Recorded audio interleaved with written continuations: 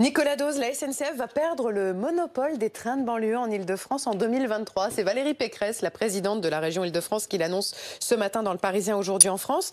Mais nous, on se demande qu'est-ce que ça va changer pour les clients. Des trains avec une meilleure qualité de service, normalement, qui sont plus à l'heure, en théorie, puis pas de paralysie quand il y a des grèves. Et ouais, c'est principalement ça, c'est normalement plus de confort, même peut-être plus propre. C'est 2023 en Ile-de-France. Pourquoi 2023, pas avant? Parce que c'est la date imposée par la réforme ferroviaire. Ça va s'étaler au moins sur 10 ans, 2023-2033. On parle pour l'instant de 2 lignes qui pourraient être soumises à la concurrence.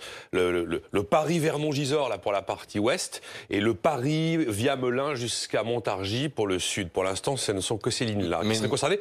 Il y a 5 régions qui peuvent d'ores et déjà mettre en concurrence leur réseau et qui ont commencé à le faire, comme les Hauts-de-France. Mais Nicolas, les prix aussi vont quand même baisser, non? Alors normalement oui, quand on soumet à la concurrence un secteur, l'entreprise se gère au mieux pour avoir les prix les plus compétitifs pour gagner les clients. Ça a marché dans les télécoms, ça a marché avec les billets d'avion, ça marche aujourd'hui, on le voit avec les taux d'emprunt immobilier, ça marche même déjà à la SNCF. Pourquoi ils ont fait Ouigo, le TGV low cost? C'est en prévision justement de l'arrivée à la concurrence. Mais le rail, c'est un peu particulier. Parce qu'il y a le TGV où le prix est fixé par la compagnie, pas de problème, elle le fixe, elle va probablement aller tirer à la baisse. Mais là, le prix du TER ou le prix des billets Île-de-France, c'est un prix politique. 70% du prix du billet est financé par l'impôt.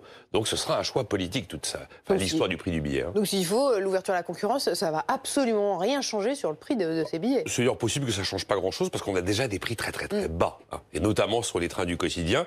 Et on va pas imposer, si vous voulez, une explosion soudaine des prix du billet du train du quotidien qui serait socialement intenable. Et de toute façon, la concurrence devra être loyale. Donc ça veut dire que les régions devront clarifier vraiment, précisément, comment est-ce qu'elles vont arbitrer ces histoires de subventions. Et ce sera un choix politique, le prix du billet à l'arrivée. Je précise bien que l'ouverture à la concurrence, ça concerne l'activité commerciale uniquement, mais les voies ferrées, les rails, restent un monopole naturel, propriété de la SNCF et 100% contrôlé par l'État.